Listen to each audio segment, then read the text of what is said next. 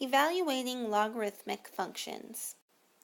Write the following equation in equivalent exponential form. Here we have a logarithmic equation. In order to convert it to exponential form, we need to identify the base, the exponent, and the answer of our exponential form. So the base is the small value written beneath the log. So this is our base. Then the 25 in this case is our answer to our exponent problem. And then the 2 is our exponent. So when we write this in exponential form, we have the base, which is b, exponent, which is 2, and that equals an answer of 25.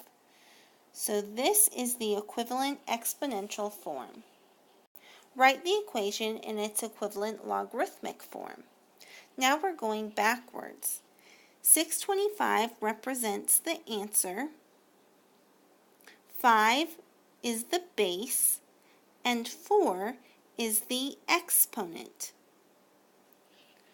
So when we write our log form of the answer, I have the log of the base, so that would be 5, and it's 625 is the answer, so that goes here, and that equals the exponent, which is 4. So this is the logarithmic equivalent. Evaluate the expression without using a calculator. The first thing I'm going to do is set this equal to x because I want to solve this logarithmic expression. Now I'm going to change the logarithmic expression to exponential form. My base is 2, my exponent is x, and that equals 128. Now I'm going to ask myself, 2 times what power gives me 128? Well, we can go ahead and create a quick chart of 2 to certain powers. So I know 2 to the second power is 4, 2 to the third power is 8, 2 to the fourth power is 16, and as you can see, I'm just taking the previous number and multiplying it by 2 to get my next number. So 2 to the 5 is 32, 2 to the 6th power is 64, and 2 to the 7th power is 128. So since 2 to the 7th power equals 128, that means that x must equal 7.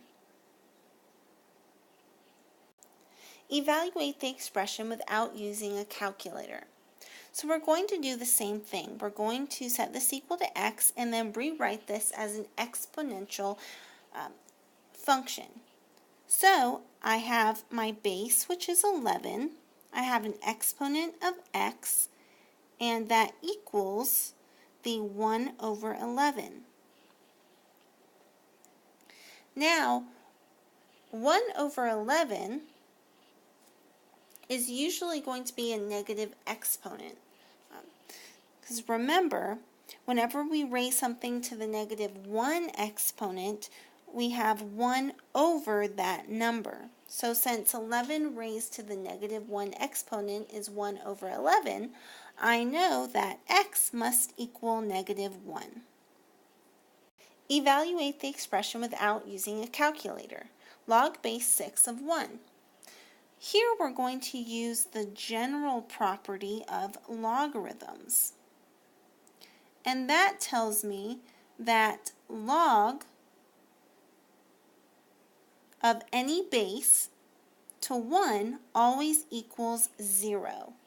So I know that log base 6 of 1 is going to equal 0, and that's my answer. Evaluate the following expression without using a calculator. 8 raised to the log base 8 of 4. Here I'm going to use the inverse property. That property tells me that whenever I have a base and it's being raised to the log with the same base, then my answer is the number in the log, or the number that I'm taking the log of. So in this case, we have a base of 8, and the log also has a base of 8. So our answer is what I'm taking the log of, which is 4. So my answer is 4.